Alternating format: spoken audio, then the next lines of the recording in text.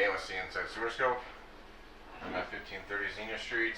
Access point was a rubber cufflink here. I took off this connection right before we get to the main line, which gives me a 4-inch access, which is great. We almost instantly turn over to cast iron. My objective is to check the main line and ensure proper flow for waste and water getting out to the city sewer.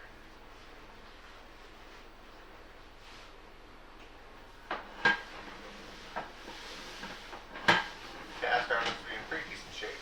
Got some rusting going on, but that's to be expected when you're dealing with cast iron.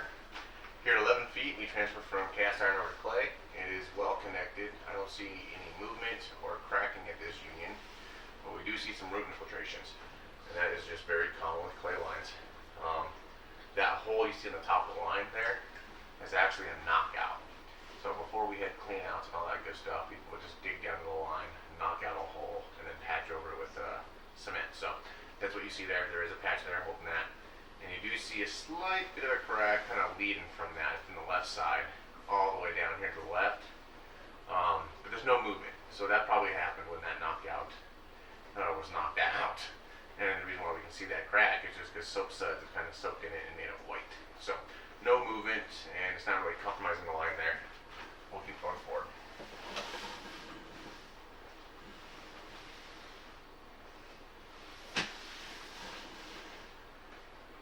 Now see, we are getting these little pressure cracks all the way around, so the line wasn't cheated. Usually when they don't back out that male to female connection and try and cheat it to get the slope, the ground will settle and you'll see these little pressure cracks on that male side of the union.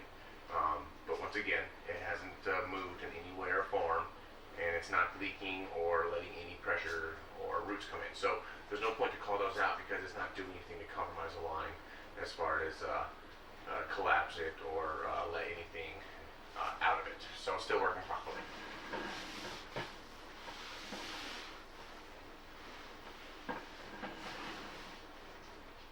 Now another one of those little pressure cracks, no movement. They're just very common in this line. And it probably has to do with the fact that it's not the deepest sewer line. So soil can kind of take on a lot of weight there, some pressure in the line. Another one of those cracks. See, with the amount of cracks in here, it would be nice to see a slight bit of a credit built towards it, just in case one of these did falter. You didn't have to pay for it out of all your pockets. But is it doing anything now? No. In the near future? Well, I mean, I can't really predict that because I do not know how much pressure this thing's taking on. But as of now, the cracks aren't really moving, so just maybe like a small credit, $400, $1,000, just to keep in the bank for that sewer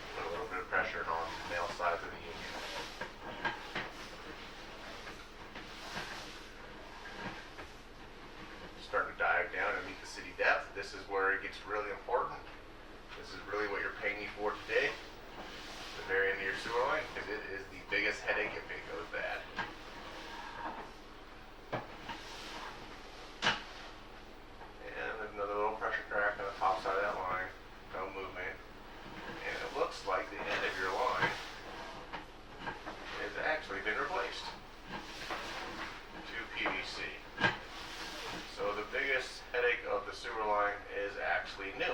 It's all PVC. So the city must have come out and called it out and seen those cracks and said, you know, we don't really care about the movement.